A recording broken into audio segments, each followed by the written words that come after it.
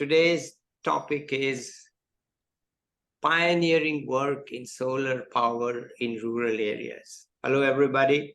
Good to be with you once again. Today we have with us a world-class pioneer, Richard Hansen, who's been working with solar power in rural areas for 40 years. 40 years. It's hard to imagine. 40 years ago, in the mid-1980s, he was actually doing solar stuff, which none of us were even aware of. But let's learn from him. Over to you, Richard. Well, great. Thank you for inviting me. But I think the long perspective might be useful for some people to look at how, things got started and advanced. But I'd like to also bring people up to date. So at the end, I'll give you some updates on what we're doing now. I thought I'd mention that I studied engineering at Worcester Polytechnic Institute, WPI, in Massachusetts. And about the time of graduation, I interviewed with companies and deciding what I was going to do. My family had a company, a precision machining company started by my grandfather. So there was kind of an entrepreneurial angle from my family. But when I graduated from the university, I accepted an offer from Westinghouse Electric Corporation. And I went on to their placement program. They did about a multi-month placement program. My first assignment was in the nuclear center in Pittsburgh, Pennsylvania. So I entered into conventional energy, which was the first assignment was in what was called the refueling equipment group.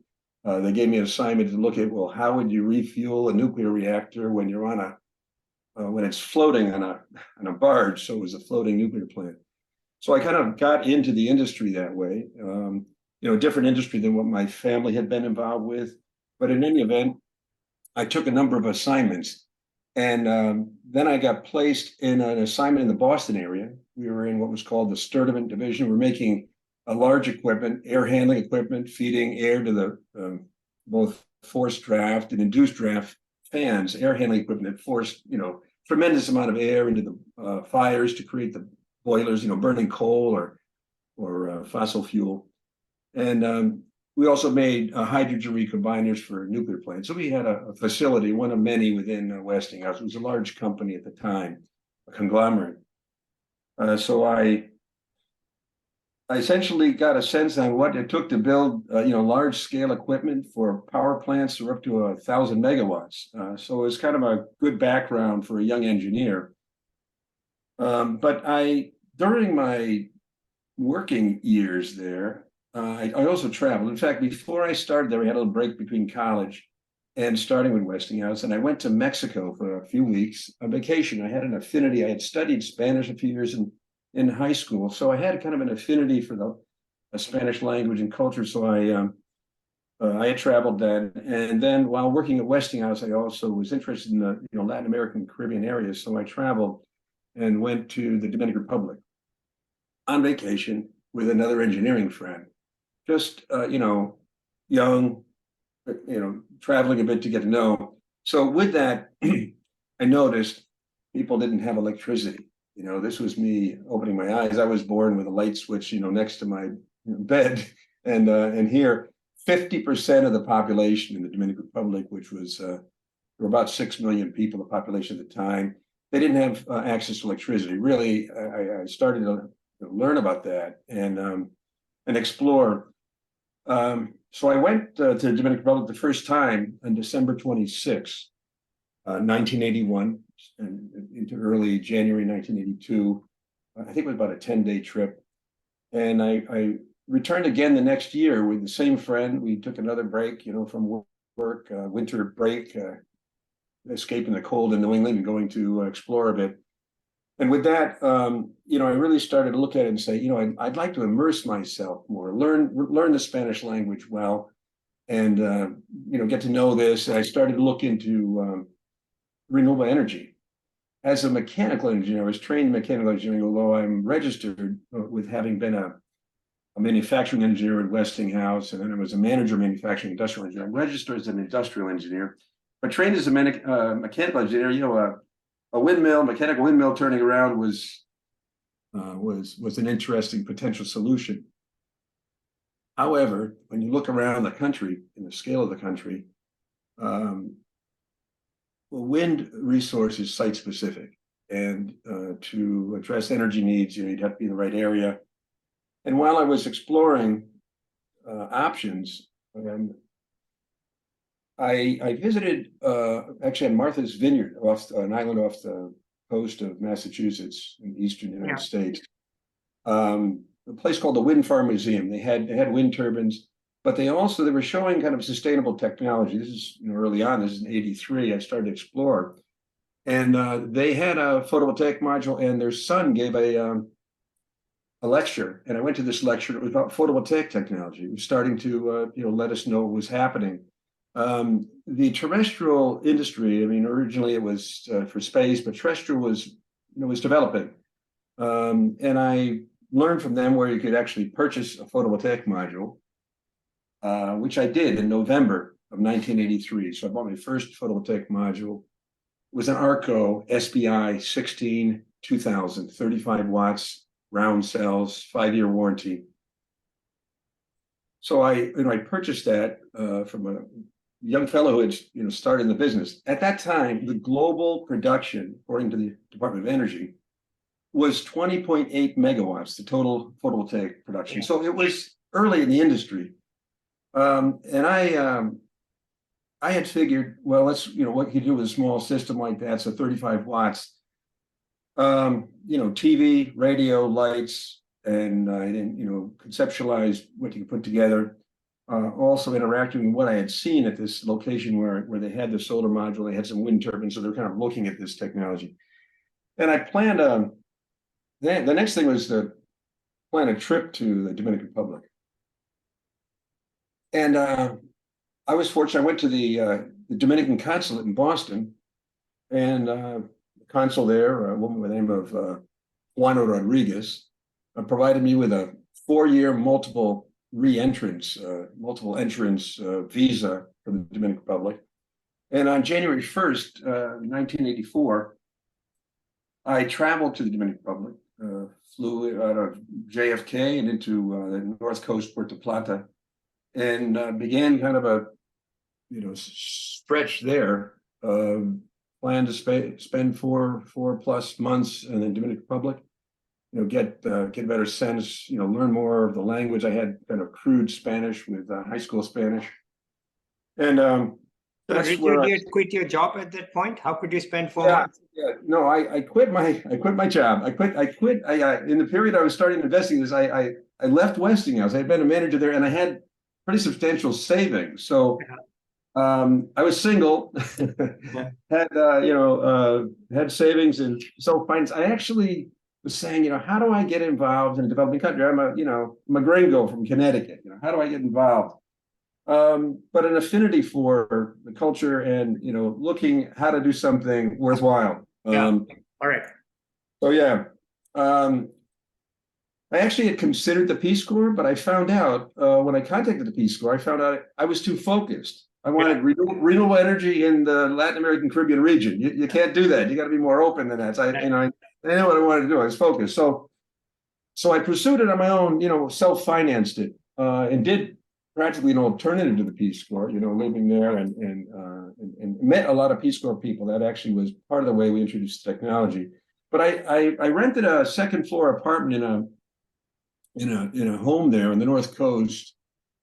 And there I set up the system, and I bought I'm really giving you kind of details to what it takes to get this going. I hope I don't take too much time on this. There's a lot to cover, but I won't cover it all. There's a lot happened. I was actually looked through some notes and stuff, and it's you look back and say, I don't know how I did it, but anyway, so I set up the system. I bought a Honda 125 motocross motorcycle, which was considered pretty large there. A lot of people were riding Honda 70s, and could take that out to the countryside and visit where people were living without electricity. Just near where this town was, just go off the North Coast in the rural area, and there are people living with kerosene lamps and carrying car batteries into town to power TV set. The Toshiba TVs had the 12-volt connection in the back, and people all over the world powered them with batteries. And so, I mean, all this was an exploration for me, but I was I also, when I was at Westinghouse, I studied my master's in business. So I had an MBA from Boston University. I did that at night. So I worked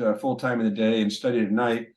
And so kind of combining, technical aspects with business aspects.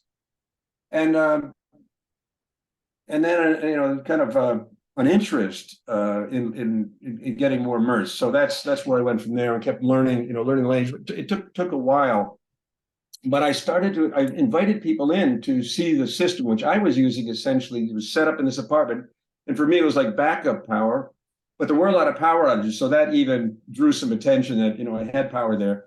And I showed people from rural areas. Actually, I don't know if I can show this photo here.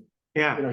Here I am on the roof of this apartment, showing a young guy. His name was Fran. He worked in the gas station, charging batteries that people were coming in from the countryside. So he was one of the people I was, showing there. And this is essentially the second floor apartment. It was one of the only block buildings in that particular area in the town. It was a area that had a lot of fishing and also dairy in the area. So basically dairy farmers in the rural area would come in, look at this. And by April 1984, I entered into a sales transaction with Felipe Martinez, the Martinez family, his wife Altagracia, in the rural community of Bella Vista. And they were interested. They came down and they saw what we were doing. And, I provided a credit plan. I financed it over 48 months. So, I was self-financed, but I had looked into also what microfinance was, microcredit, they were calling it. NGOs were doing it. Action International was big in the Latin American area. So I had met with a guy at Action and got to know about that. So I trusted the family and set up a credit plan, 48 months. So the system was it was a combination of a kind of an appropriately sized PV solar product with a financial product, credit plan. So that was from the get-go. I wasn't giving the systems away. We were charging, basically at that point I was charging like the full cost at that point for that first system. So anyways, I left the country in May. I went in January. I left the country in May, and I did a couple of things. I had the woman who was managing the apartment I had her become the place where the family would make their monthly payment. Yeah. And then her grandson actually was quite talented technically and was working in the dairy product factory in kind of maintenance and equipment, really talented technical guy. So I took him out to the house and I showed him everything about the system. So if something was needed for whatever reason, he could respond, technically. So I went back to the States, and then so there I'm operating basically as Richard Hansen, engineer consultant, consultant to rural households. That was It's fantastic. It's actually, looking back, it is awesome. It's I tell you, I went through some stuff, like these photos. I said, hey, I got to remember the history. It was 40 years ago. So I refreshed my memory. I said, this was crazy. The same response you had. Well, anyways, I was pretty enthused. I guess I had a lot of energy back then. I was 29 years old. I turned 30 in October of 1984. That was my age. Excuse me.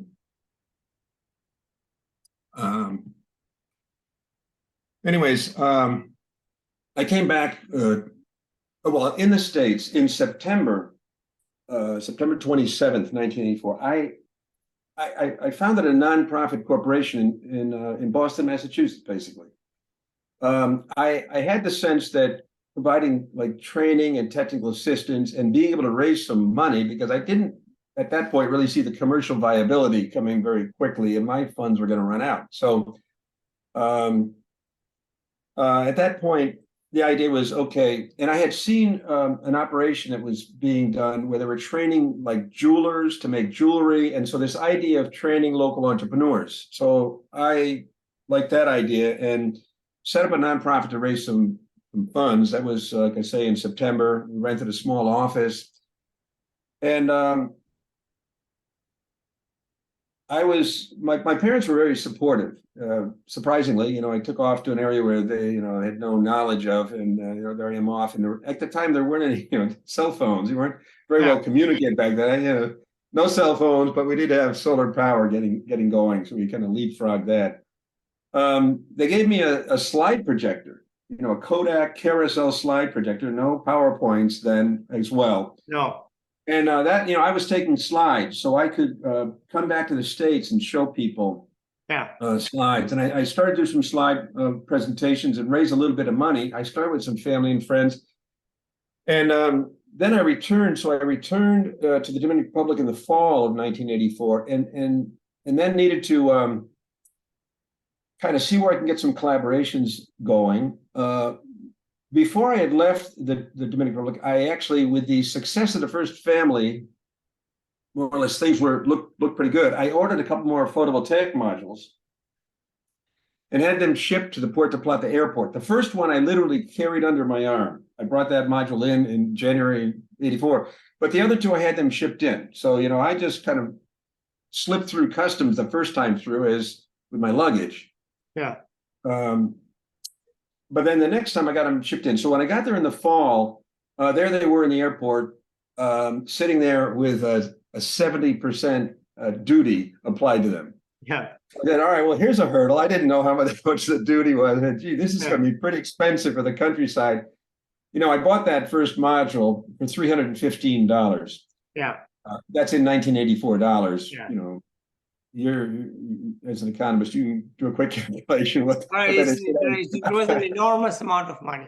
A lot of money. But in any event, you tack on 70% duty, that's a lot. So I said, geez, what am I going to do here? So I went to the capital to pursue. I had actually been down there briefly in '83 to meet with the folks at the Energy Commission about wind technology. They weren't that interested in that. They were more interested in me as an industrial engineer to do some kind of a side project they had. But in any event, I went back to the capital and a number of visits. But one of them was with the electric company, the CDE, because I spoke with a number of people, including a famous guy on television who did a Sunday program. And the folks in the countryside said, go visit Freddie Beregoico, who did a weekly show, like maybe he'll help you out. That was kind of the view there. But I went to the electric company and went to a guy by the name of Ingeniero Sanchez. He was in charge of non-conventional energy. And it took a while, but kind of convinced him that, I had these devices in the airport. I'm wondering whether we can get them, in exonerated. And he worked on it. And I ended up waiting in the office a couple Friday nights, a couple of weeks later, waiting for the general manager of the electric company, who provided me with a letter for the customs to which had indicated that they requested of the president of the country exoneration for those PV modules for the purpose of experiments. Yeah. In which they were interested. And so I actually obtained exoneration with that. I went back up there with the letter. It was sealed with wax and everything. Went up there and was able to get those next two photovoltaic modules out. So that was, there's a lot of work involved with that, a lot of time, and nobody's paying for all that time. Just out of the passion of trying to get all this stuff to come into place. It really looked promising. So the other visit I made was the United States Peace Corps. And that turned out to be really key in the whole process that we initiated there in the Dominican Republic. I met a guy by the name of Craig Fredrickson, and he was like a Peace Corps manager that managed other managers. And in our discussion, I had said I had financed the first system. And so he said, well, how about this? You you can set up a revolving fund in the community. Like if you initiate an association, modest local association, USAID for Peace Corps volunteers primarily has a small projects assistance, SBA assistance program. You can get a grant for like $2,000. So they could help with that. And that was combined with workshops for Peace Corps volunteers in the appropriate technology program. So he introduced me to the guy that managed that program. And so that was a nice combination. The idea was, okay, let's get some funds for a revolving fund and also train volunteers. And so it was kind of a way to volunteers who are working in rural areas. We could kind of introduce the technology through that. So we did. And at the same time, there's a way that the Peace Corps could bring stuff in through the U.S. Embassy. Yeah. With that, I could bring in additional equipment in, and that would be without the taxes. So we did that. Massachusetts was a real center of developing photovoltaic technology. Yeah. We had a company here at the time. It was called Sol Energy, and so I went and met with them. And because the first time I bought it from like a distributor, but then I met with them directly with the manufacturer, and I bought just 5 modules for this training workshop. And I did that like I was in the States long enough to do that transaction. And we set up these workshops then for the beginning of, it was in March of 1985. And we had 2 workshops.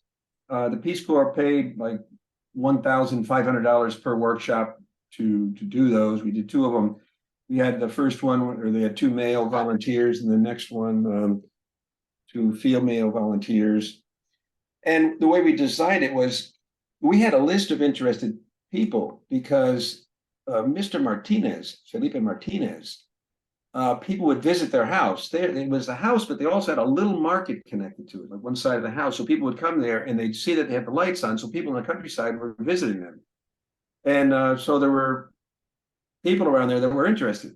You know, it's like this thing, you know, the system had been in for about a year. So, I mean, everything took time. I got back for this, to do these course in March, and we did get a grant. We gathered the families in the living room of Felipe Martinez, the families that were interested, and they formed an association. They had, some experience with doing community projects, formed the association, and I went with one person. His name is Juan Heraldo. He's still a friend of mine, and we went to collect the check at USAID. So it was USAID money. So it was $2,000 check. AID made a huge investment. Like I say, the World Bank had all the money. We had a lot of energy and enthusiasm to innovate. And with $2,000, we ended up electrifying, essentially 5 households. We had each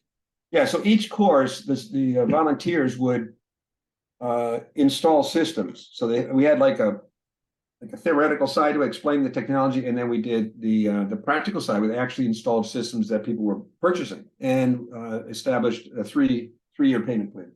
So that's kind of the core of how it began, and then it kind of rolled from there. We did more workshops, and then we trained local technicians, and then some of the volunteers, like this one woman, Sarah Wynn, who was in one of the workshops, wanted a system for the Women's Association. They had a community center in the community of San Jose de Coa. We installed that system, and it turns out that a local priest used to give the masses in that center, and he was surprised. And then he called me and said he was interested. And they were significant. They had a significant development organization in that area, and so then they started to introduce technology. So it kind of seeded that way, and various organizations got involved, and we trained both Peace Corps volunteers, and then it came to be Peace Corps volunteers with their counterparts who would get into the PV business. And Richard, but how were you paying for yourself? Well, so how could you still finance yourself all these years?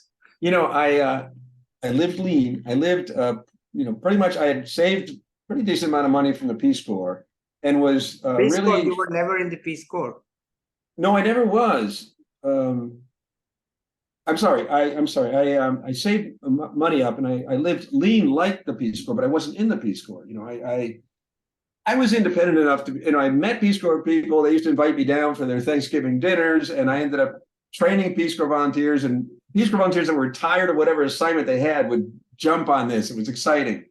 So, they got basically guys into the solar business. That was our business, doing like technical assistance. So, the Peace Corps paid a little bit of money, practically covering travel, but I hadn't been paid a salary. I was living off my own finances. They were, the bank account was going down.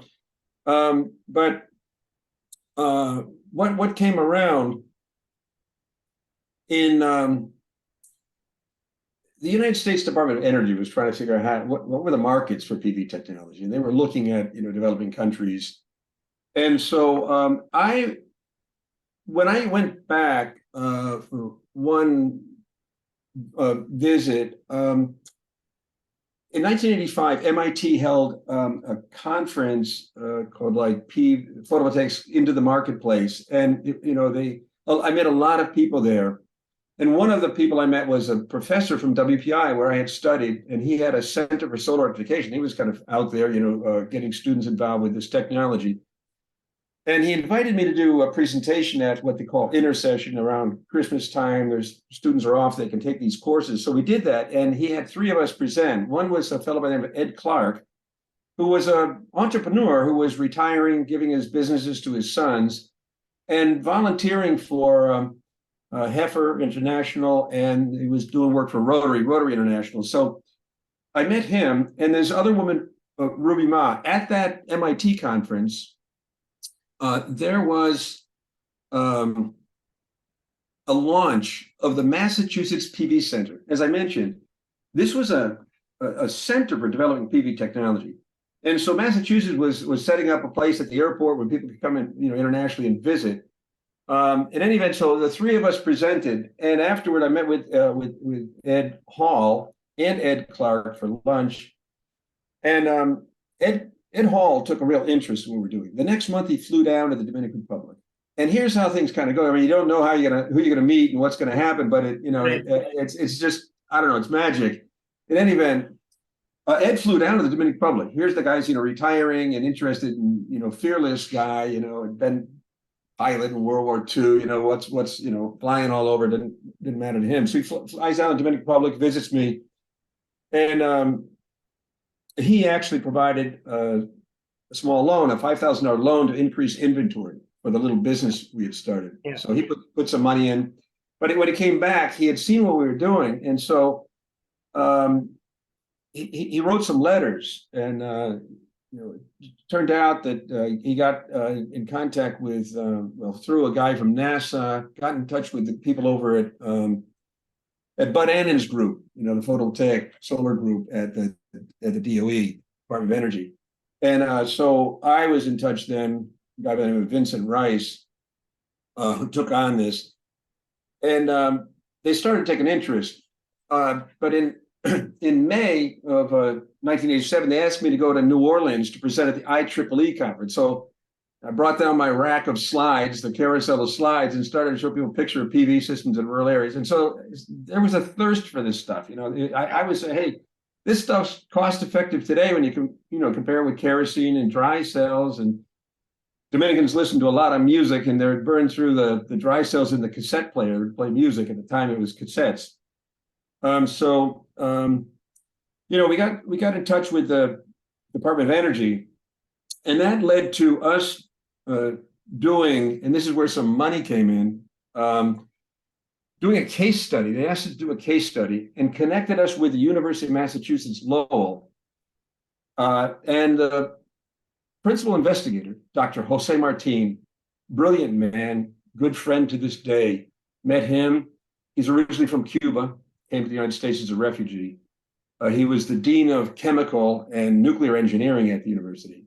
He was fascinated with this, what this gringo was doing down in the Dominican Republic, and was interested to do this, case study with us. They had other tasks with the DOE, so they added this task, and we did a 150-page document in Wow. 1987. I spent a couple months living at his house Yeah. and going to the university. We did this document in 1987, August 21st, 1987.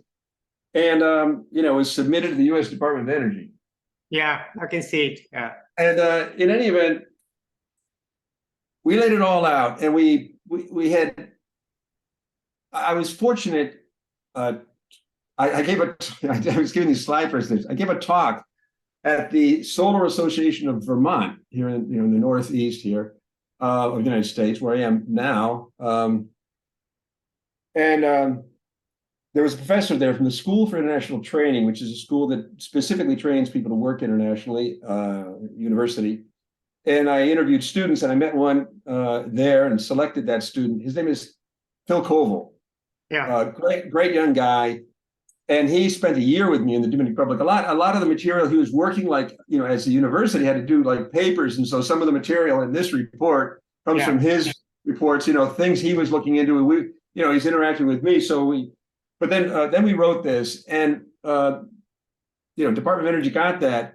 And the interesting thing was then they assigned. They said, "Wow, okay, this is great information." Then they assigned a technical writer at Oak Ridge National Labs, and that document, the funding for that allowed the organization I had formed, the nonprofit Enersol Associates. Yes. That organization got the money, $15,000 to write that up. So now the money's flowing in big time. Okay, Right? Richard, let me say something. I'm very interested in this. Okay. And I want all the details, but let's stop here for today, part 1. And I'll come back to you and get the part 2 in equal detail, because I do have another person who actually just showed her face. And we will do it in 2 parts so that we get all the details. I don't want to rush you and do it in this is very, very fascinating stories and history compared to what, people today are thinking of solar. But we really want to know. So let me end it today here, and we'll find a date, and we will, I will edit it and merge the 2. So when we put it up, it'll be one show. But can I just say that, look, I'm sorry, it's because we already had that person showing her face. So let's end it today, and we can find a common date tomorrow or day after, and we will record the second part. So, all right, let's do that. We also don't want to make it too long. I'm so glad we are stopping at a point where the money is flowing in. So there you go. And that we'll pause there. And with that, we could keep things going. So then we will come back tomorrow, and we will find out the time. We'll come back, and then we will record everything. Okay, I don't want to rush you at all. Okay, I want everything. Good. All right. So see you. Pleasure now. Thank you. In a few, we will be by email, and then we'll record. Okay. Bye-bye.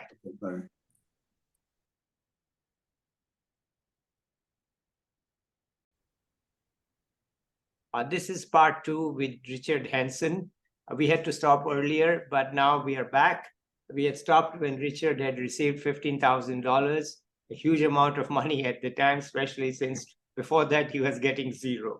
So let's hear from Richard what he did with that money. Over to you, Richard. Yes, thank you again. So we're back, and the big money started to flow in, $15,000 for the 150-page study we did for the Department of Energy.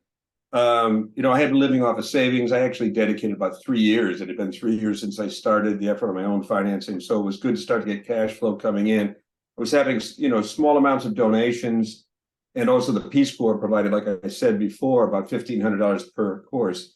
But, the word started to spread. So a number of things came into place. I was kind of reviewing some of this because it's been, many years. I mean, I'll celebrate 40 years in January 21st, 1984. I look at it my kind of starting in the business, and that's coming up, that 40th anniversary. But what happened was we did that report, and then the Department of Energy assigned a technical writer at the Oak Ridge Labs because they wanted to have a condensed version. So they actually did a condensed version that went into this Natural Resources Forum published for the United Nations. It was about an 18-page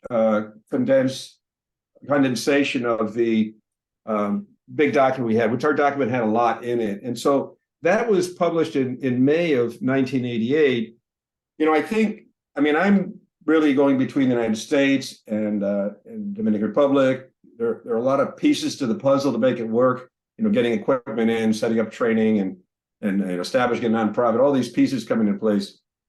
But meanwhile, evidently, people are picking up that there's something happening there that actually made sense.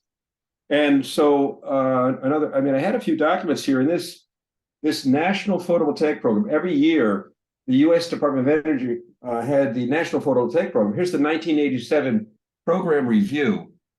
And, because of that report coming out, this was published around April 1988. We were featured, our customer number 6, Idalia Alcantara, who was a seamstress using sewing. She actually, when we shipped in those 5 modules, 4 of those were done during the Peace Corps workshop. There was 1 more left over, and she placed a heavy down payment because the amount of the big $2,000 grant from USAID was more or less consumed, and so she put down an extra payment, put in a system. But that was, so there we had done that report, and Bud Annan started to really catch up on this and thought, here in the document it says, there are many PV systems that are successful because they are cost effective, and we had done a return on investment for people given our analysis of what they're already spending. So we started to make business sense out of it. We had an appropriate system that didn't cost too much, and we had local people installing it.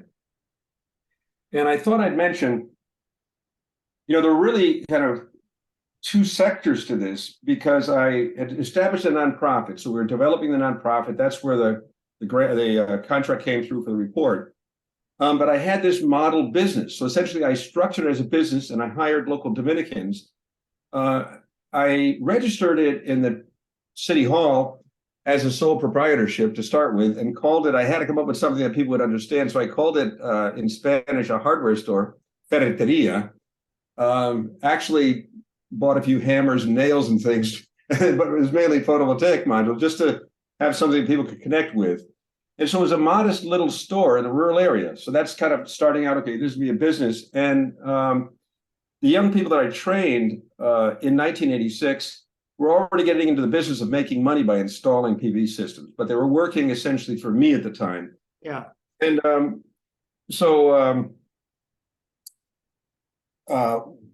in 86, I guess I backed up just a bit time-wise, but in 86, we had a workshop, and I don't know whether you know Robert Foster. No, I don't know.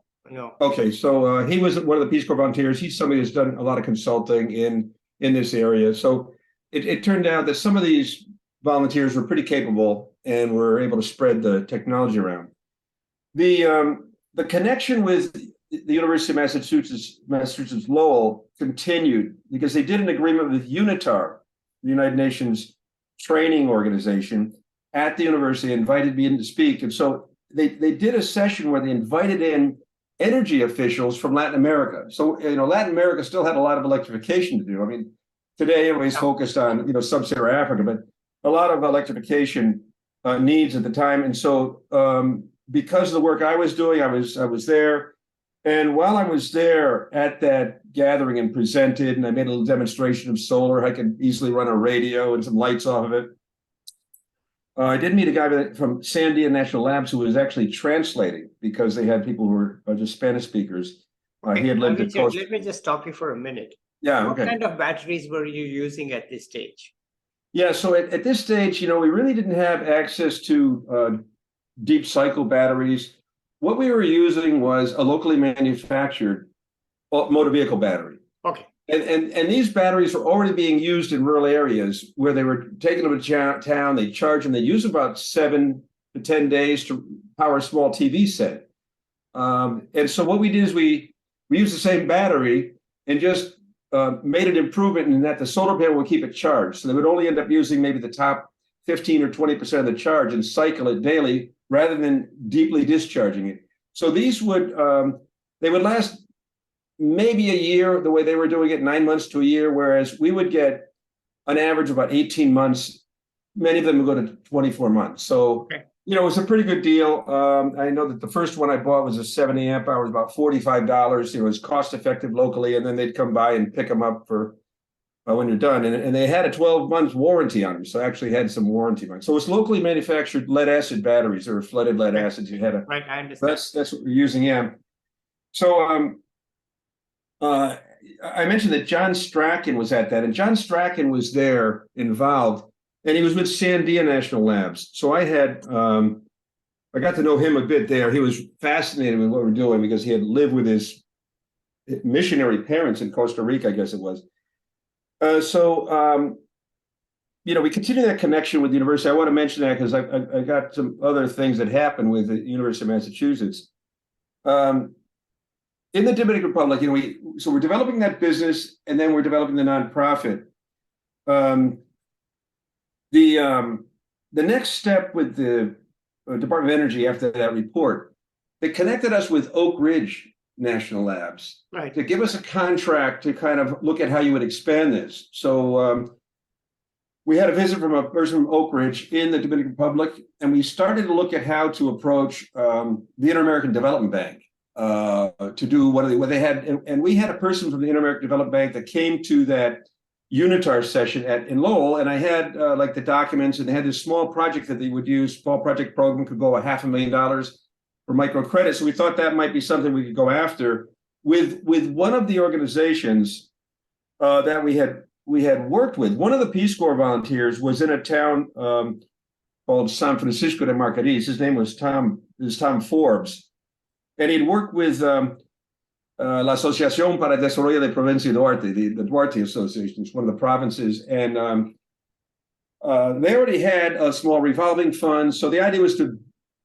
connect with a well-established NGO that had a credit program, and they were already now involved with solar at a small scale and expanded.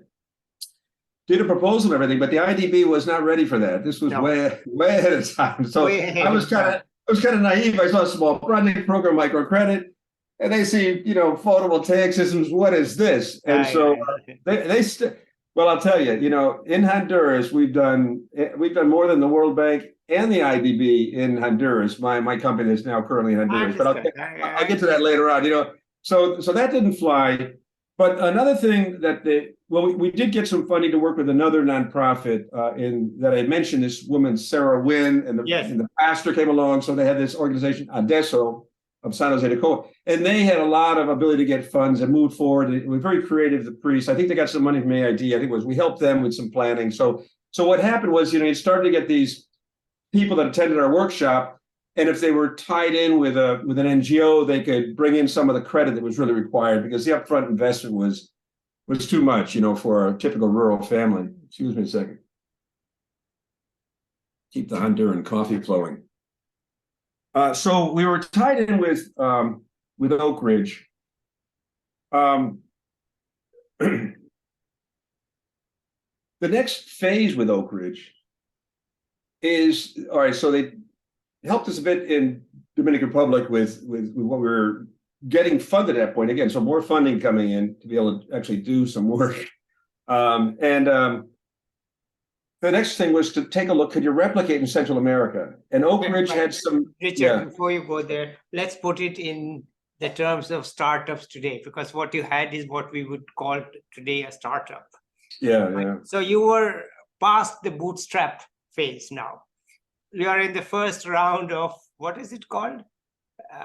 First round of venture funding, right? Yeah, well... there's kind of two, starting a nonprofit is one thing. You got enough, you can get so we got some foundation funding because a person showed an interest and contacted us. And that's a little bit later. We already had some of this contract work from the laboratory. The laboratories took the first interest, so we got some laboratory money. Yeah. But on the business side, which was a separate legal entity, which I was the owner of, the local business was really a model for other people to learn from, and we were, creating our competition essentially in that regard. Yeah. The business, actually, what we did about that point in 1989.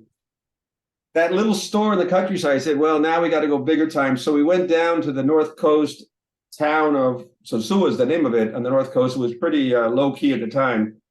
And we started a company called Industria Eléctrica Bellavista. So electrical industry babies, like big ideas, right? So, and a store on the North Coast. With that, I brought in 5 Dominican participants. One of them was Felipe Martinez. So in other words, I respected my Your newly first adopted customer. father and promoter of solar. He got, shares in the company. Yeah. So we set up a company. At that point, it wasn't just my sole proprietorship, it was a company. And shortly after, I was at a meeting in Washington, actually. I forget what it was. It might have been the lab related meeting. And I met with Frank Tugwell. So Frank Tugwell was working for USAID, and he was in the process of establishing the Environmental Enterprise Assistance Fund as essentially a venture fund for environmental enterprises. And he was a person with good background in energy, had been working with AID. He was doing this on the side, but then he really launched it. And we ended up becoming their first transaction. So we got a $35,000 loan. I mentioned that Ed Hall had given us a $5,000 loan. Now Frank comes in, they came down, did all the due diligence, and had visits by Helen Tchaikovsky from his staff, and visit us in the Dominican Republic, and made a huge $35,000 loan. So that gave us some substantial inventory then. Yeah. And we set up a better store with better access, and allowed us to kind of sell, including to some of these people around the country. So yeah, there's different stages of this, but that business was early stages, and so still in the Dominican Republic. Another thing about the Dominican Republic, getting access to panels in 1986, the second Peace Corps workshop. We went back to try and buy panels from Solenergy. These companies come and go, these solar companies. They were living off of probably research money from the DOE. And so this Solenergy company, a year later, couldn't provide me panels. They were going out of business. They were shutting it down. I mean, they had other businesses they were in. So we went to Mobil Solar, Mobil's an oil company. We went to them. They had an operation in this area of Massachusetts. And we bought 10 modules from them. And that also came through the embassy. Well, we only did a couple like that through the embassy, and that brought it in without taxes, so we could keep the prices reasonable. Well, in the process, I was starting to look for avenues of how to get modules if I wasn't going to go through the embassy, because that was only an infrequent and small amount. So I found a company that bought surplus equipment, and it turned out that another solar company in Massachusetts called the Solar Power Corporation, which was a subsidiary of Exxon Oil Company. I tracked them down, and they were right in the process of closing that down. They were also getting out of the business.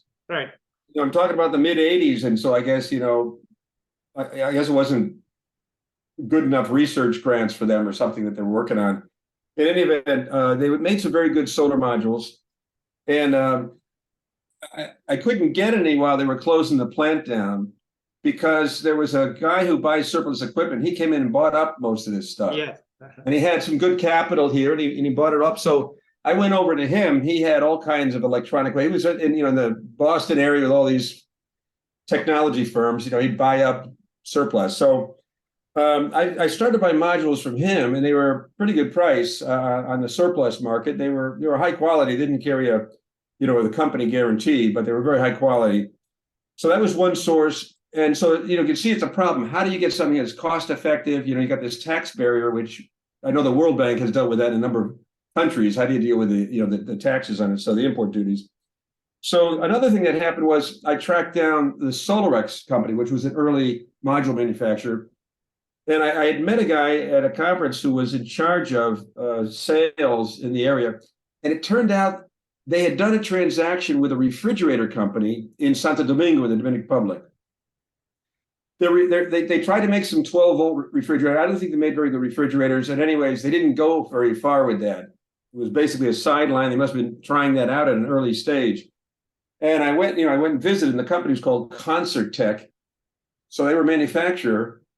And they were in a back room. They had a bunch of solar panels. Like when they got into this, okay, we're going to make a bunch of refrigerators. And I don't know. I forget how many they had. They had at least 50. I mean, it's a long time ago. I don't know, it was 50 or 100, but they had quite a few. So I would buy 10 modules at a time on credit from them. And we bought everything they had. So we became, with our kind of killer app, which was, a small, what they now call solar home system, was cost effective and had a big demand. The refrigerators, they never made that work.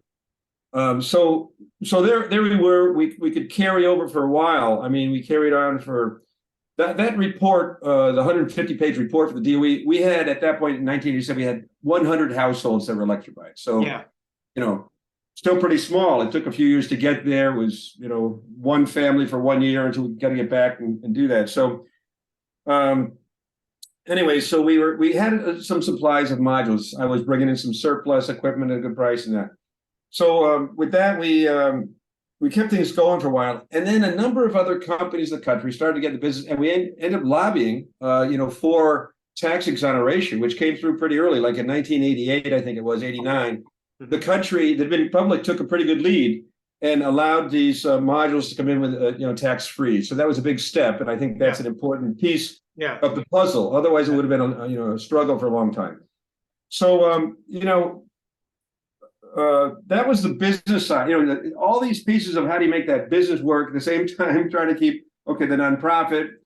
You got to be able to have continual flow of funds if you're going to keep any staff on and do these training workshops. So I'm glad I had a lot of energy in my 30s, because it was. I look back at all we had to do, but we had good people that kept coming forward, and really, the word was spreading. So with Oak Ridge, if you don't mind, I'll mention Honduras at this point, because in August of 1989, I traveled with the same person over to Honduras from Oak Ridge Lab, the person. And it was the idea of trying to replicate. I went first to Guatemala, and then to Honduras. Now, Guatemala was under really civil war at the time. A lot of conflict. For us to go in the rural area, we were in a USA ID car with in bulletproof glass. Armed guard in the car. Go out and visit a cooperative out there, and then I found out that since we worked at the Peace Corps in the Dominican Republic as part of our model, having access to these rural areas with these educated people, Peace Corps volunteers were only assigned to government agencies in Guatemala. It was very restricted. So we went over to Honduras and met with the Peace Corps, met with the electric company, met with USAID, and did a tour there. And it looked pretty interesting to me. So when the guy from Oak Ridge flew back, I wasn't an employee of Oak Ridge. I was on my own. I stayed in the country, and I rented a car and actually drove out and met a number of the Peace Corps volunteers that were out of training at a training area. So with that, I met a guy by the name of John Rogers, who turned out to be very instrumental. He stayed an extra year after finishing his assignment to help us introduce solar into Honduras. And we kind of got that step done with Oak Ridge. And but then the way that worked out, it wasn't a great working relationship with Oak Ridge. And so we had gotten to know some of the folks at Sandia. So with this guy Strachan, we ended up getting a little bit of money from Sandia to write a technical training manual. That kind of started us with Sandia. And then things proceeded along. I'll mention, before I get in deep on how we got set up with Sandia, I wanted to mention that the Electric Power Research Institute in 1989 contacted us. They were doing a video on where photovoltaics was really at, the technology. So that there's the Association of Utilities. So they had gone to they went to Germany, they went to Japan, they spoke with Carl Weinberg in the United States, and Pacific Gas and Electric. They were really looking around, and they came to the Dominican Republic. So they did that video. It was called "Bringing Solar Electricity to Earth," and they had a little brochure with that. Yeah. And lo and behold, there's Idalia Alcantara. When they interviewed her, they were thrilled. I mean, there she is talking, and they did the video. So there was that, and they covered us, quite a bit. There was this nice little. And this was in video, but there was this nice little photo. When they did the filming, there was this huge pig that walked in front of a house with a solar panel on it. So, they did that video. It was around the whole world, and they had some of ours was in there. So again, this starts to pick up momentum. And at the same time, I stopped my first time at the World Bank because this fellow by the name of from SMAP, this guy by the name of Mike Crosetti, he contacted me, and I guess he was doing some kind of a study on what's going on with this technology. So he asked me to come in for what I learned. It's a brown bag lunch. So I come in, a country bumpkin from the big Republican, and showed my slideshow for these guys. And basically that anyway, they were getting informed of what was happening, and so it was kind of an update of what I was doing there. But that triggered something else. A guy by the name of Neville Williams. Yes. And Neville was an interesting person, and we got to know each other pretty well. And he in October 1990, he was starting a nonprofit, Self. He was still not yet incorporated, but he was in the process. And he was told by Mike Rossetti that there was this American engineer down in Dominican Republic that was doing something that seemed to work. It was kind of an appropriate way to use the PV technology. So that's like 1990. I'm 6 years into it. Neville Williams shows up at the airport. We made an agreement. He came in, shows up at the airport. There are shortages on gasoline. I mean, I literally had to drive around with him and buy gallons of gas in the back alleys. And but anyways, Neville saw his first PV systems on rural homes in the Dominican Republic, and that really helped him. And what he did, he was in the DC area, so he was really networking in DC. He was a great networker and a great communicator, and did a lot to kind of spur this on as well. One of the things he did is he said, Rich, EPRI has all that footage. I mean, they had probably an hour or two of footage from the Dominican Republic, and it ended up being, like a few minutes in the video. So he said, you need it, I need it. Let's do a 15-minute video. So he was able to get some money lined up through Jerome Weingart he was a consultant with USAID. Yeah. And there was famous Scott Sklar, who was running ECRI. That Scott had pockets of money. He was running half a dozen organizations. So they came with $13,000 so that we could pay $10,000 to Ideas in Motion. This group was interesting. This guy Jim Mayer, Ideas in Motion. He was the director, and they were thrilled to do a whole video on our. So I think it was a pretty good price they gave us, and we had a little bit of expenses covered in that as well. And so we did the video. And it came out and was then translated. AID had it translated into, it was in Spanish originally, and then it was translated into English and French. It was sent around to different embassies, and also at the Earth Summit, the UN Conference on Environmental Development in Rio de Janeiro in '92. It was played in the lobby. So that video really did get around and help people learn more about the potential for PV. Around that time, in 1991, around that time, the work we had done had resulted in 1,000 systems installed with about 10 enterprises around the country. So it was getting, at that time, it was getting to, a scale where you see it was getting some traction. So, we had the business had that funding coming in from Tugwell's operation. And we had this other guy, Steve Coffin, who was good at writing proposals. So we started to get some foundation money. And that was another kind of agreement we did with Neville was we'll kind of co-promote. I mean, he liked Asia and I was over in Latin America. And so we weren't in each other's territory. Right. And both of us went to the W. Elton Jones Foundation. And Phil Colville, who I had mentioned was an intern in the Dominican Republic, ended up kind of volunteering and working part-time back in Boston and ended up then full-time with us. But he and I went down to Virginia, met with the fellow that ran that foundation. And, he put us through the test and we ended up with a $50,000 grant to support our work. So we started to get that kind of funding, a combination of the laboratory funding. And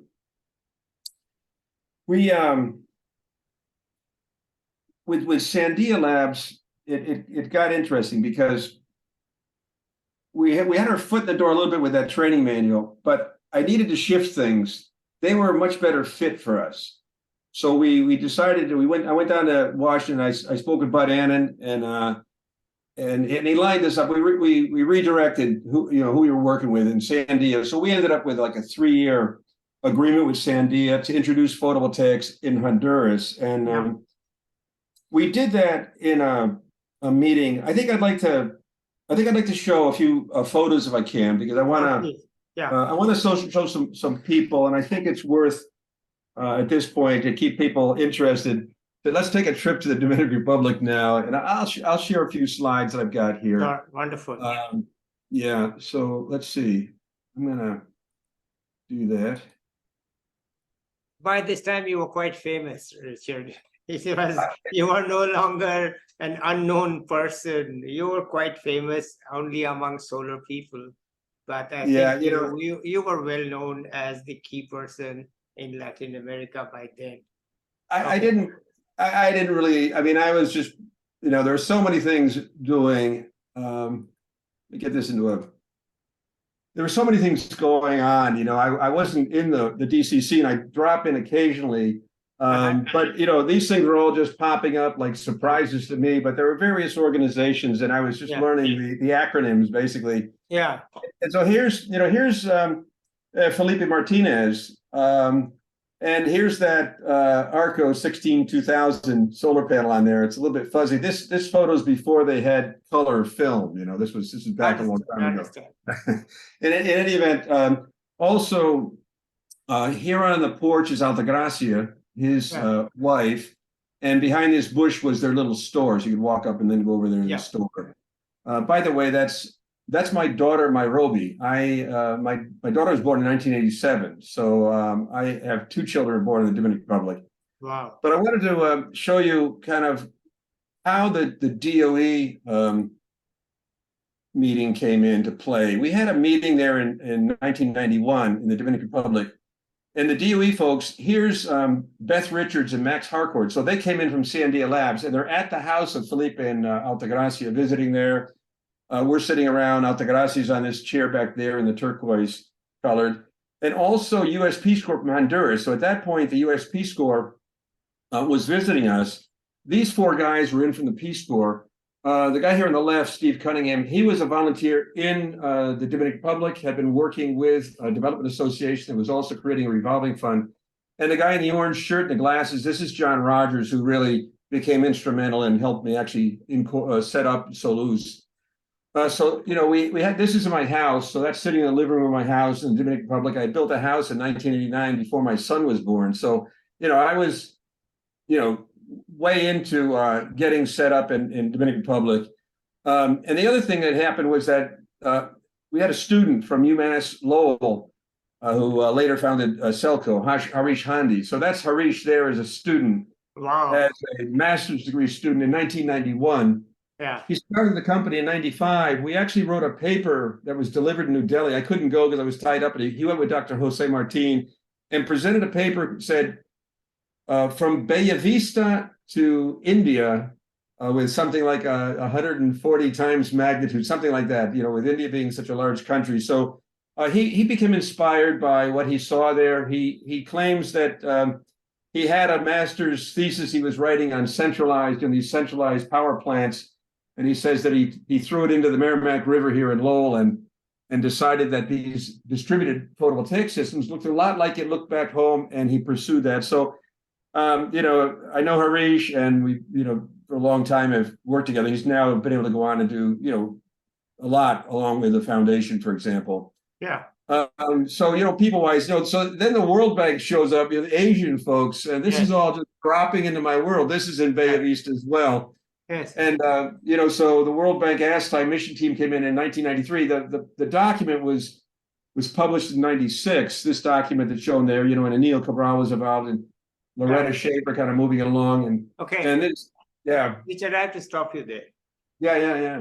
Anil Cabral and Mac, we worked from 1985 till Mac retired and Anil retired. And I'm still very close to them. And I had a hand in this document. You did? Oh, No, okay. not because I knew anything about solar, but as they said, I could write bankies. Ah, I could write things in, I mean, I knew some about solar because I was already designing the Indonesia Solar Home Systems project. But more than any of these people, they were all technical types, engineers. They didn't know how to write World Bank, so to speak, World Bank documents, you know. They yeah. were hardworking souls going out in the field and doing the real stuff. They needed somebody to write it in the World Bank That's language. great. So I'm I glad. had a hand in writing that document because I mean I was always a good writer. So, but I, you know, half a bureaucrat, so I knew how to write in what we call as World Bank keys. Yeah, exactly. And that, I mean, So that was a I had whole, a, by you know, that time I had quite a role in solar at the World Bank as a consultant. So thank you for showing it. I know this document. that's that's very cool. I'm so glad, you know, so essentially our paths did cross, you know. Well, yeah, I they mean, did because, you know, then Mac went on to do, after we did Indonesia, he did the project in Sri Lanka. And then yeah. when Arun Sangvi and I moved to Africa, I personally went to Mac and said, Mac, you've got to join us. And he agreed to give up his work in Asia. And he says, I don't know anything about Africa. And I said, nor do I. But Mac, I want you. So we, in a sense, got Mac. And then Mac and I have been, we worked together till he retired from the World Bank. And so I Yeah. need to fly. Yeah, I mean, so these are folks who really know, you know, what went into it, and of course, the World Bank for a person like myself is a whole nother world. So we interacted, you know, in our way, and I think there was a thirst to draw upon some of the specifics that come out of the on the ground work. So this person I mentioned, that Robert Foster, the reason why I wanted to mention, you know, he was in the Peace Corps workshop in 1986. Well, here he is in '93. Now he's a consultant, and he was contracted by the you know, the World Bank to come in on this mission. There was also a woman, a local woman, Dorca Barcaso, who was the sociologist who would you know, play a role in that. So you probably read some of this stuff since it was 4 countries, you know, Indonesia, Sri Lanka, Philippines, and the Dominican Republic. So we were the outlier because it was mostly Asia, and so that was interesting to get involved with that. We did go to Hawaii, where we were asked to go to Hawaii because it was a review of this document. There was going to be a number of people, kind of, it was like the draft, you know, version, and so we provided some input at that point. Some other people were there as well. So I'm going to stop now for a second. I may get back later on and just give you like where we're at now, but you might want some more pieces of. Well, I think you know, by this time when the report came out, I think the solar industry was firmly, the baby steps were over. The baby steps. It was about a decade. Yeah. I just went through essentially the first decade almost, although a number of other things. Yeah, it was starting to get traction, and you know, another thing that was done, I think, you know, Bud Annan did a lot of work. He was out there when USAID wasn't really doing anything, the DOE was. So that Finesse conference, which was, you know, so we ended up, that Finesse conference was a good gathering. Yes. I ended up going to that. There was one, I dug into the old files over there, you know, and so this Finesse brochure, and in there was, you know, that same area. This is a photo of a workshop. And so we, you know, they were kind of, the DOE was picking up on what we're doing. So that was good. So we had like a relationship with the DOE. And I thought the Finesse workshop was, I met Lalith there, you know, because he had been working with his you know, manufacturing modules. He's one of the other guys out there, you know, him and people like Mark Hankins. So the Finesse thing happened, and you know, about Mark Hankins, you know, what happened, the other thing, besides the video, then Neville, he engaged Mark Hankins to, in '93, he did this report, you know? Yeah. So this report is Solar Electrification in the Developing World. It came out in 1993, and that was Dominican Republic, Kenya, Sri Lanka, and Zimbabwe. So a couple of African countries. Neville started besides visiting us, he started to figure out, wow, this is starting to sprout up in, in different areas, which is how things happen. So, Yeah. it's like spontaneously occurring. And so Hankins, I got to know Mark because of that, because he did a deep study on us. And that was another piece of Neville's communications talent. And he got that report around, which came out before the best practices. So it was kind of a, good timing. And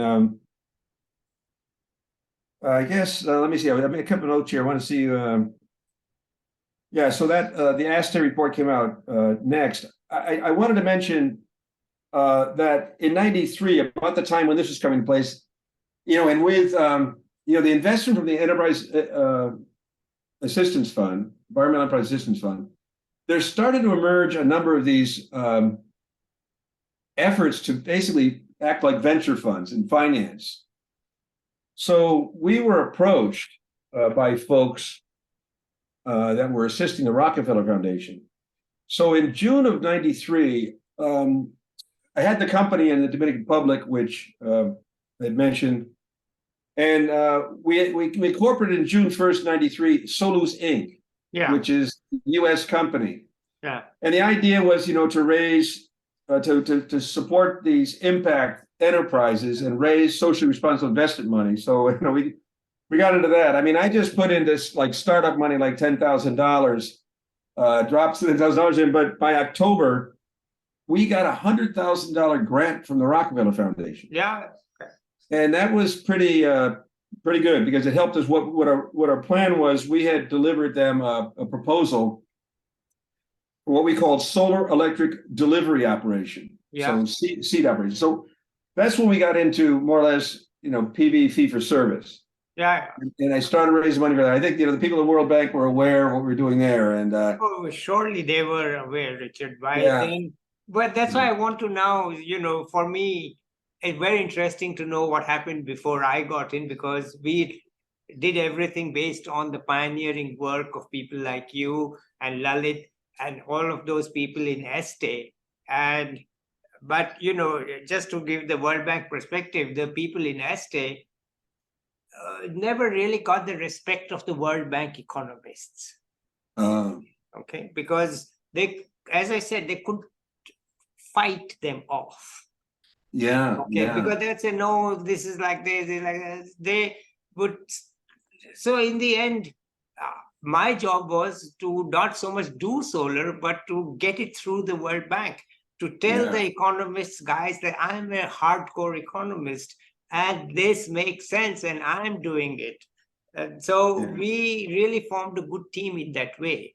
That you were a sophisticated salesman, very sophisticated salesman. I'm a salesman of ideas. And the World Bank economists couldn't bamboozle me, because I could, whatever technical argument they could give, I would give it right back to them, right? So listen, guys, I understand what you're saying, but this is how it is. It's theoretically right.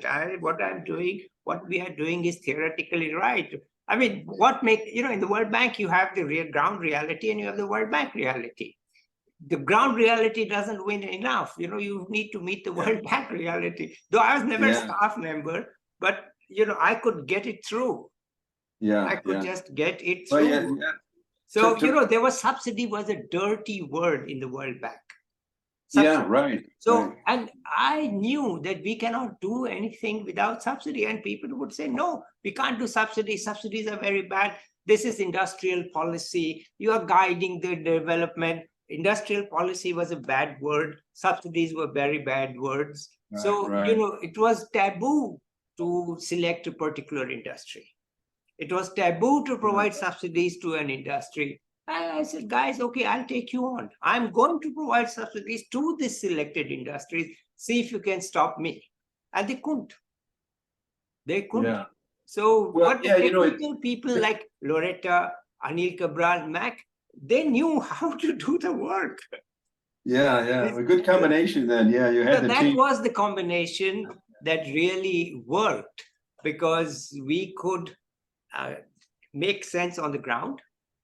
We could make sense on the financials. And most importantly, we could get it through the bloody bureaucracy. Yeah, that's a huge feat. See, no, it's not a feat. All I'm saying is do- that's why I never went to any technical conferences. I said, what do I know? All I know is how to get it through the World Bank. Yeah, Though I'm yeah. not staff, I've never been staff, but I can take them on intellectually. I can take them on academically. I can take them on to, what later on came to be known as production-oriented subsidies and so on. I was the pioneer of that. Well, actually, really recently now, the SMAP, there's a subsidy lab, right? So it's Yeah, like, now it's okay. yeah, Results. So this first project I designed was the first one that has results-based subsidies.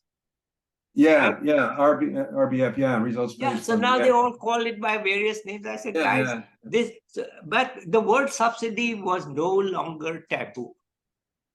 Yeah, That was the biggest barrier to be broken, and to say that no, we have, because the view at that time was you let the market do the work.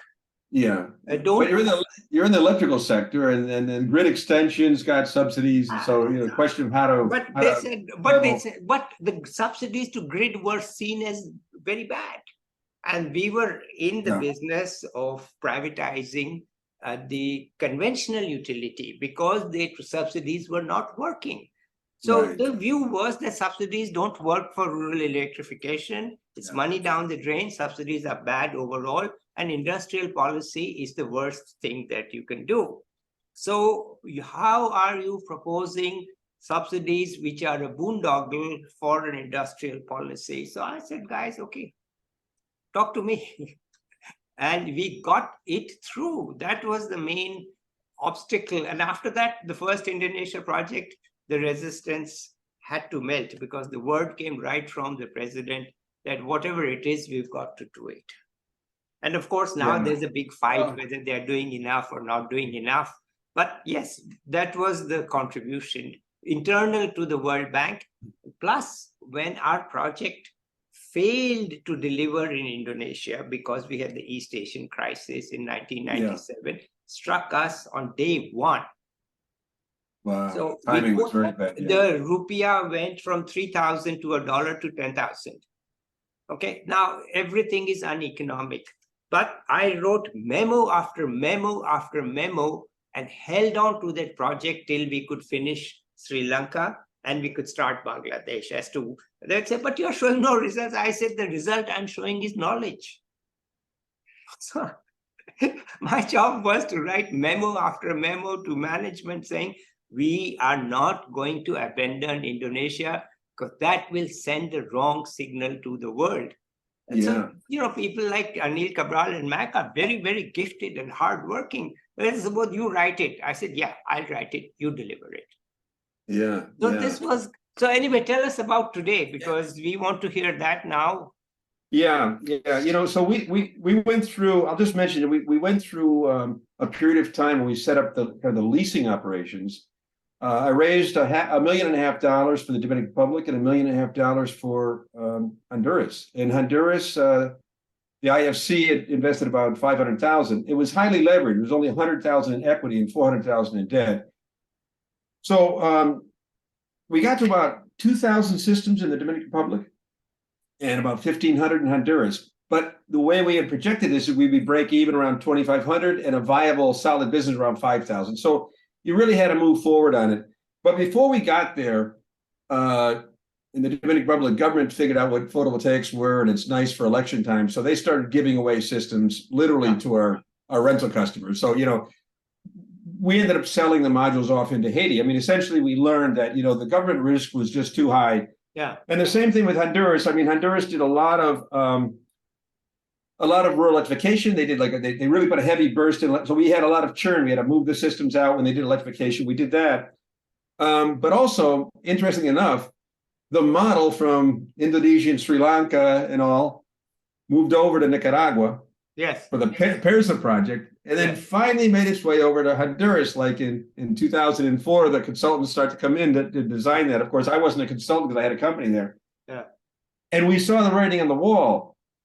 The governments definitely were going to have some. We were unsubsidized. We were renting unsubsidized, which meant we could only reach maybe in the pyramid only maybe 50% of the population and leave the rest of the people in the dark, given the cost at the time and all. So it turns out that when the IBRD is working with the government, it was going to be a significant subsidy, about 50%. So we couldn't raise the additional capital to get to break even. We were going to be in trouble, so we had to do a workout. We sold off the assets at a good price to our customers and paid the investors, and they had a little bit of a haircut. But we basically got out of the rental business, and we tried to talk about, well, why don't you subsidize, help us with the rental? They said no, because no other company wanted to do it. They all wanted to just sell it, and not own these assets like we did. And so the ProSol project came into place with 50% subsidy.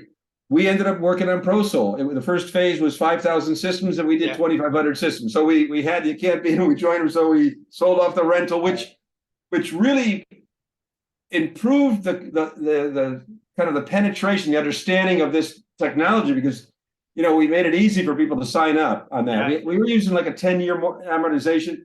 I'm lucky it didn't work out because the prices have come down so much. If I was stuck with, we were paying like $3 a watt for modules, so they would have been very expensive, all these assets. But we didn't get tied up. I was able to actually sell off the assets, make good with our lenders, and we kind of transformed the business model in Honduras. Okay. So we did phase one of that, and so we had to do business differently. We worked on that phase one of ProSol, essentially, subsidized delivering, and it was results based. You install a certain number of systems, and you get paid afterwards. So one thing that happened during that is there was a coup. Zelaya was pulled out of his bed in his pajamas at 2 a.m, and 2009 there was basically no official government. So we had about $100,000+ worth of receivables for the systems we had installed. And it took a year, before our government got in, we could even get that money. The World Bank couldn't move money in because there wasn't an official government. So we learned that as well. All this money's tied up. We did all the work, but we couldn't get the 50% subsidy. So basically we worked on that, but it was interesting because I already had 5,000 systems we had done. And, the World Bank came in with 5,000. I said, I love this. I'm ProSol. I like the model. Okay. But this is the World Bank. You should be doing 50,000 systems, So first phase was over. And then the second phase was going to come in a couple of years later, after like a couple of years of consulting analysis on the first phase. And the second phase was 4,000 systems. I chose not to do that. There was also, the government decided they wanted to fix the prices, which was going to obligate me to use lower quality certain components. I knew what our costs were, and I said, I can't work with 10% profit margin. We're get out of business. I decided not to go in on that, and I moved towards a couple of interesting things. With that, I went over to Lighting Africa conference in Senegal. 2012, and started to get to know more about what they were doing with the solar lanterns. They were mostly solar lanterns at the time, but I got to know the folks at Sun King, Greenlight Planet, Sun King, and I had gotten samples from them long ago when they first started. I knew the company existed, but they weren't good enough for us. So, but there they had, they finally they got an award for 100 lumens and a cell phone charging. They said, well, that I think we can probably use in Honduras, even though everybody's used to 50-watt or 100-watt systems. I think that's going to be good for some people. So we brought that in.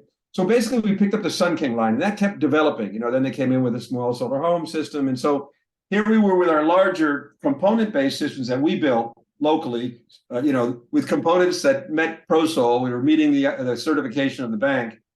And then we could start to bring in some smaller stuff that kind of filled in at the lower end. So we moved that direction. The other thing I did, when the World Bank project came in, the government did not want us to finance. So we had customers that were willing to pay over 2 or 3 months. They didn't want to sign up. That project used microfinance organizations. Yes. It's good. It's legitimate. They're finance organizations. But some people were, they said they just wanted to pay us. So the government didn't want that. We met with World Bank folks in Washington. We actually had a good intern that went and visited. And they approved that we could finance people for 2 or 3 months. So just, it's basically cash, a couple payments, they're out. Yeah. So we found that it was complicated there in Honduras, working with microfinance organizations that really didn't work in rural areas. I wanted to go back to being the one-stop shop in finance. So I had some contact, but they were only working with microfinance organizations, but I had some contact, I knew them, and I actually was a lender on Kiva, KIVA.org. Go online, find Kiva, crowdfunding. Yeah. So we finally, in 2013, they started to tie up with some of the social enterprises, and I met with them, and we became a partner with Kiva. So, anyways, I'm going to show some slides again and tell you how we do business down there now. Okay. I'll just share again over here. So can you see that all right? Yeah. All right. So, where are we at now? Just to show you some on the ground, get a sense of what we're doing. Make sure I'm able to do it. Okay. So here's the map of Honduras. We've got our headquarters here in San Pedro Sula, the major industrial city. Tegucigalpa is the capital. We don't spend a whole lot of time down there. We're in the industrial city. That's where I fly in and out. I got a house down there, solar powered house. And but one of our focus now, and we have an office up in La Ceiba, another one down here in Santa Rosa Copan, but we've got a big focus now on the department. It's like a province, the Department of Yoro. And here's our store there. This is a photo from last week. Basically, this photo was taken on Monday of last week. I just got back on Thursday. This is our head of operations. She happens to be my niece. She's a logistics engineer, been with us for 3 years. Okay. So this is the store in Yoro. In Yoro, we're saying, all right, how do you get universal access? How do we reach everybody that's, hasn't, after, 20, 30 years, gotten one of these larger component-based systems? How do we reach them and really advance on, Sustainable Development Goal number 7.1, universal access? How do we get to everybody? So we're working hard on that in Yoro and making a lot of progress. Okay, Richard, can I suggest to you something? We'll come back to you in 1 year and we will see what you are doing now. But for the moment, let's just summarize. You have something else to add, and we'll stop here today, and I'll come back to you in 1 year, and then you can tell us all about SDG 7.1 and so on. So, I'll just show you some customers. I do want to show some people. So here we're looking at the pyramid. How do you get down there? We're looking at some potential subsidies on the most poor, the smaller systems, modest system. And these are customers, these are customers with this, the Sun King Home 120, that's 12 watts, 4 lights, cell phone. The 600, you can have the TV, 32-inch TV. These are all PAYGO systems. So in other words, as this came along, we picked up the PAYGO technology. So this is what we're doing. We're gonna tell you in a year how far we get out. We're rolling out pretty well right now. Okay. The electric company in 6 years has electrified 193 households in 6 years in Yoro. Yeah. That's 32 a year with the grid extension. We did this month, we did about 40 systems, so we're moving them out there. And also we're doing the, productive use with refrigerators, freezers in these stores, women-owned stores. So, that's what we're doing right now. And I think it'll be great to get back, let's have you back in a year. And let's end it here now. And let's hear from you in 1 year. What you have managed to achieve and where we are. We've heard the history, and now we'll see the future next year. Yeah, so we're continuing to go forward on this, and everything has continued to advance and improve, and so we're hoping that we can really get in and there's not that much attention in Latin America now. I mean, the big scene, of course, is Sub-Saharan Africa, but there's a 1.5 million Hondurans that don't have any electricity, so we're figuring out how to really get to everybody, and we're enjoying it. I was just out in the rural area last week, so that's the latest. And I'll see you in a year, I guess, folks. Okay. Let's say bye to our viewers. And I can tell you, while we are still recording, that Anil Cabral will show this to Loretta, who is not in very good health, and she's not in very good health, but he'll show this to Loretta.